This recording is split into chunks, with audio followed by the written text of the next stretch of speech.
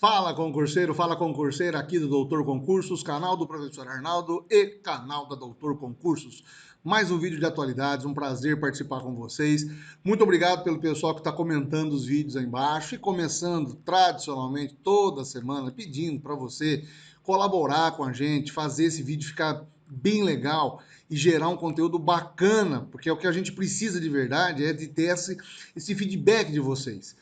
E a gente gosta sempre de começar esse vídeo pedindo para você dar esse like, para você se inscrever nos nossos canais, compartilhar os vídeos se puder, comentar como vocês estão fazendo, que é bem interessante, e a gente continua assim tendo esse canal de comunicação bem estreito, preparando vocês para os concursos que virão. Observação, hein? Semana passada aqui no canal do Doutor Concursos teve inclusive uma aula do Matheus explicando e falando sobre a previsão dos cursos para os próximos anos. Não perca, volta lá aqui no canal, vê o vídeo anterior e se organize aí, se atualize para você continuar sempre antenado com as novidades, tá legal? Bom, essa semana que passou teve bastante coisa, eu vou tentar fracionar um pouquinho, inclusive tem uma super fresquinha que saiu agora, bem cedinho. Eu tô gravando esse vídeo na segunda-feira, então para vocês terem uma noção de como que a gente tá sempre procurando material bem legal para vocês. Vamos começar então pela atualidade da semana passada. CONAMA, as idas e vindas do CONAMA. O que é o CONAMA? O Conselho Nacional de Meio Ambiente. O CONAMA, já por alguns anos, tem passado por uma série de reformulações e a política governamental mudou de uns tempos para cá. O Ministério do Meio Ambiente entrou com algumas modificações na estrutura do CONAMA e na semana passada foi aprovado, logo no começo da semana passada, uma mudança nas regras que garantiam a preservação de áreas de mangue e restinga. Na própria segunda-feira, um grupo de advogados do Rio de Janeiro entrou com uma ação civil que foi julgada logo na terça. E foi acatada, inclusive, pelo Tribunal de Justiça, pela Justiça Federal do Rio de Janeiro, que suspendeu esses efeitos. Na sexta-feira, né, houve uma decisão do desembargador do Tribunal Regional Federal da 2ª Região que restabeleceu, então, as decisões do CONAMA. Rapidamente, para contextualizar para vocês, o que vocês estão... Às vezes é muita informação, isso passa, os noticiários vão falando, e a gente, às vezes, deixa no ar algumas coisas que é importante você estar preparado, saber para os concursos que virão. Bom, então nós estamos lidando com o quê? Com áreas de proteção, que são proteção ambiental, que ficam na orla do país, que ficam no litoral. As áreas de mangue são aquelas áreas onde você tem o encontro das águas do mar com o rio, e você fica uma região ali onde a água salgada se encontra com a água doce, criando um ecossistema muito profícuo ali de vidas marinhas e vidas terrestres, etc. Além de também servir como subsistência de várias populações ribeirinhas por ali. A área de restinga já é uma outra coisa, já é na área mesmo de areia, uma vegetação que nasce e que barra um pouco o aumento ou a elevação, às vezes, das marés, criando uma espécie de vegetação muito forte, muito fixa, que dificulta, inclusive, em alguns casos, a construção de algumas rodovias ou até mesmo de condomínios, enfim. Bom, o que acontece? Haviam restrições desde 2002, 2003, para preservação em relação a essas áreas. E o CONAMA, na semana passada, meio que retirou essas restrições. Claro que com base em uma série de outros estudos, e jogando também a responsabilidade para os órgãos estaduais fazerem a fiscalização disso. Entre essas modificações que o CONAMA fez, também foi aprovada a queima de resíduos agrotóxicos e lixo tóxicos em fornos que são utilizados para a produção de cimento, o que também gerou uma grande discussão por conta da eliminação de gases. Bom, claro que as entidades de defesa do meio ambiente se manifestaram contra e aí ficou um jogo de forças em cima disso, mas existem vários lados dessa informação e que você tem que conhecer todos eles, porque provavelmente isso vai cair nos concursos. Primeiro, a questão econômica que gira em torno disso. Estaria havendo algum tipo de negociação de grupos empresariais para que essas áreas sejam liberadas para a construção de condomínios? É isso que grande parte da imprensa está liberando, está deixando no ar. Uma segunda questão, a questão do próprio meio ambiente. Essas áreas de preservação representam, em grande parte, subsistência de várias comunidades ribeirinhas, além da questão do ecossistema. Tem um terceiro ponto aí que as pessoas às vezes estão tentando ainda discutir, que é a questão da preservação ambiental, mas com a questão da sustentabilidade. Essas áreas podem, no futuro, representar, e representam atualmente, filtros naturais às modificações climáticas que estão acontecendo. Enfim, várias questões envolvendo isso, mas há também a batalha judicial pelos bastidores. Né? Primeiro há uma decisão, depois a justiça volta, depois lá no TRT da segunda região há uma outra modificação do pensamento, e isso vai continuar ainda dando muito pano para manga. O importante é você estar por dentro desse assunto, entender o que está rolando e ficar antenado, até porque não atinge somente a área de atualidades, vai pegar toda a gama aí de estudos da área jurídica, de direito constitucional, entre outras disciplinas que também são importantes você conhecer, tá legal? Vamos para o próximo tema, que também tem um pouco a ver com o Poder Judiciário, mas na semana passada o TSE, o Tribunal Superior Eleitoral, lançou oficialmente uma campanha em escala global, em escala nacional, na verdade. Na verdade, eles estão trabalhando com isso desde 2019, né? Já com a campanha para combater as fake news nas eleições de 2020. Mas o barato dessa participação no TSE é uma modernização no ponto de vista das redes sociais, da participação do TSE dentro das redes sociais, fazendo parcerias com o Facebook, com o Instagram, com o TikTok, acredite vocês, e com o WhatsApp. Mas o mais interessante é a união de esforços que o TSE está conseguindo com uma entidade, são 52 entidades que eles se reúnem para conseguir fazer exatamente a averiguação das informações que poderiam ser falsas e são disparadas de forma massiva pelas redes sociais. Então foi lançada a campanha, né, hashtag Eu Voto Sem Fake, que pretende conscientizar o eleitor. Para isso foi feito o quê? Bom, o WhatsApp disponibilizou um chatbot, ou seja, é um robô que vai ficar responsável por atualizar as pessoas. As pessoas adicionam o número que está sendo disponibilizado pela Justiça Eleitoral via WhatsApp, a pessoa faz uma pergunta e o robô responde. Porque também está levantando uma outra questão, né? A questão sanitária nas eleições. Se as pessoas vão ter algum tipo de risco em exposição ao coronavírus, em participação, na participação das eleições, os mesários, os eleitores em si, há uma certa insegurança das pessoas ainda em participar disso. Então o chatbot vai lá tirar essas dúvidas. Também a questão dos horários de votação, a questão das informações. Então, todo um trabalho em conjunto está sendo feito nas redes sociais com o TSE em combate às fake news.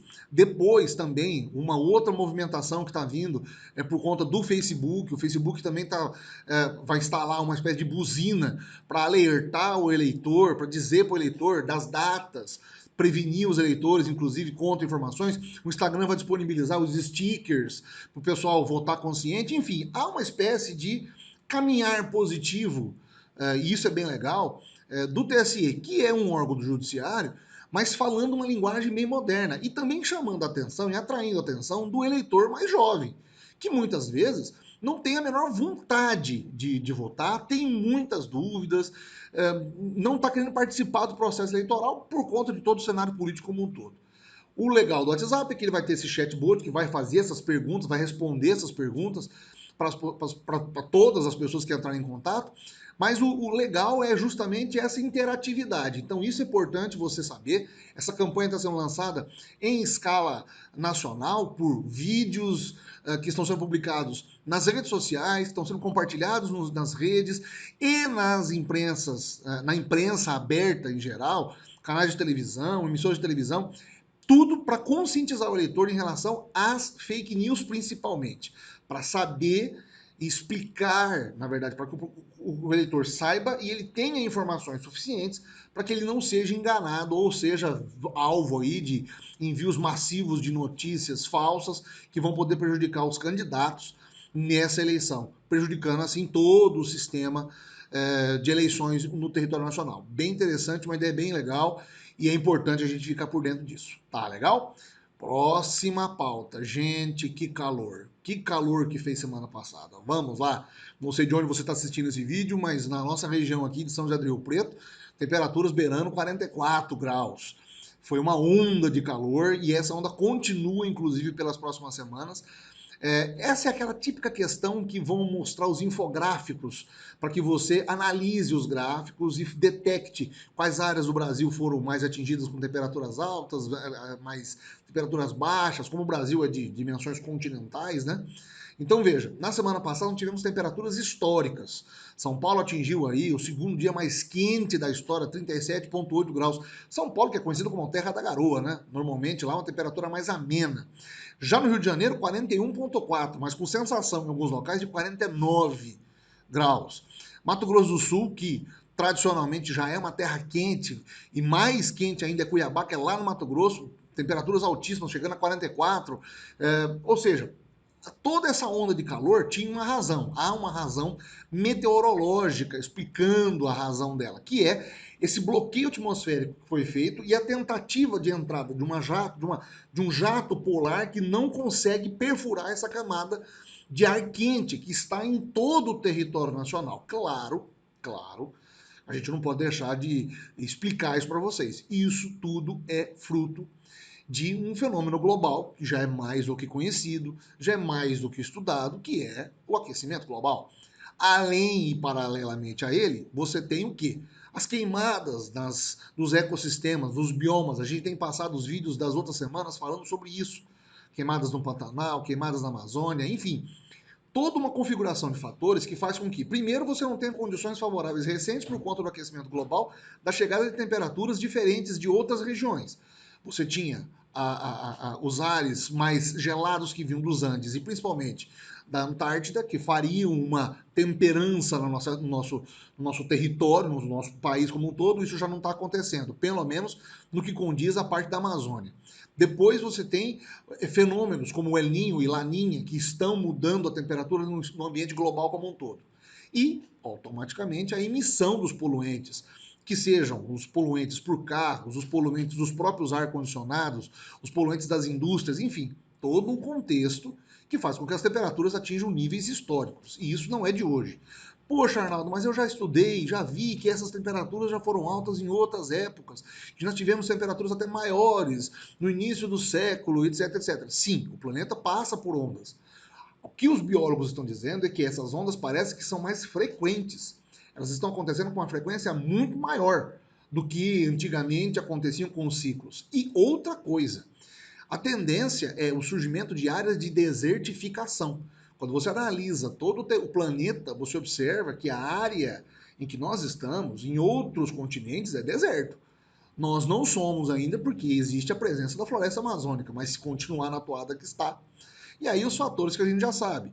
Queimadas para criação de pastagem, a queimada no Pantanal para domínio das terras, para expansão das terras e expansão das plantações de soja, trigo, milho, etc, etc. Enfim, muito ruim tudo isso, mas as temperaturas continuam elevadas, inclusive nessa semana, e a gente vai passar um bom tempo aí de calor por esses próximos dias, porque a tendência é a chuva só a partir da segunda quinzena de outubro. Agora, âmbito internacional. Gente, que baixaria, né? Vamos ser francos? Que baixaria. Os Estados Unidos, primeiro debate presidencial, Trump e Biden, que lavação de roupa suja. Mas, infelizmente, a política lá tem dessas coisas, né? Tem um lado positivo e negativo. As pessoas lá têm a liberdade de falar, se expressar, mas há uma falta de educação generalizada, né? Ali a situação é bem complicada e agora é um apontamento pessoal meu. Principalmente quando, às vezes, muitas pessoas falam assim, puxa, você pega no pé do Trump. Não é bem isso. É que o cara, de vez em quando, fala umas coisas que não tem uma sequência lógica no que ele está dizendo. E principalmente o que aconteceu, os insultos trocados em rede nacional, as interrupções que foram feitas, o próprio Joe Biden chamando ele de palhaço várias vezes, ou seja, todo mundo perdendo a razão ali. Ninguém estava muito certo dos dois lados. Mas o importante é que o processo democrático norte-americano começou, na terça-feira foi o debate, que esquentou o clima, principalmente na parte final do debate, em que os dois debateram a questão da legalidade da eleição. O Trump tem afirmado já há algum tempo que os votos pelo correio vão ser fraudados, sem base nenhuma de prova disso. Ele levanta suspeitas de que ele só vai perder a eleição por conta das fraudes. Se ele perder a eleição, vai ser fraude. E que isso vai ser decidido pela Suprema Corte norte-americana. Lembrando que mais ou menos aconteceu a mesma coisa na eleição de 2004, na reeleição do Bush. Bush contra o Al Gore, se eu não me engano, ou o John Kerry, acho que foi o Al Gore. não, o John Kerry, se eu não me engano, que também houve um problema na Flórida, e aí a Suprema Corte acabou optando por dar a votação, dando a votação, a eleição para a reeleição do Bush. Bom, o fato é que, no meio disso tudo, o Brasil acabou aparecendo no meio da história. O próprio Joe Biden, num determinado momento lá, que vai falar sobre meio ambiente, se direciona, inclusive, para o Brasil e diz abertamente que, olha, o Trump não está fazendo nada para ajudar a conter os incêndios na Amazônia, precisamos manter o ecossistema e, se eu ganhar a eleição, eu vou fazer um conjunto de países, nós vamos oferecer ajuda e, se não aceitarem ajuda, nós vamos entrar com sanções econômicas. Isso deu um rebuliço desgraçado. No dia seguinte, inclusive, já a presidência se manifestando, dizendo que não tem nada a ver, que o Brasil faz parte de uma campanha, não tem medido esforços para tentar resolver o problema, enfim.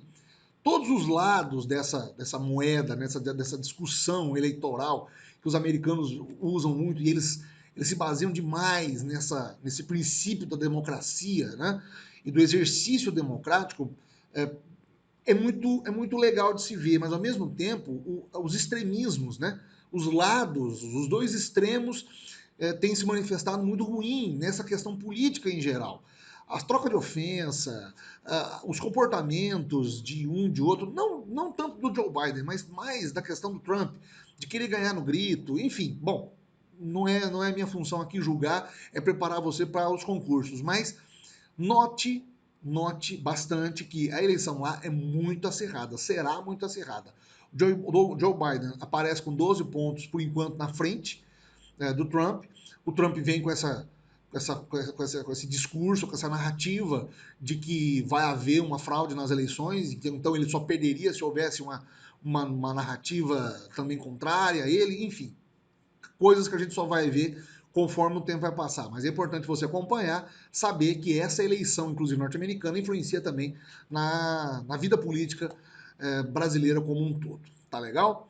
Muito bem. Agora, notícia super fresquinha. Acabou de sair.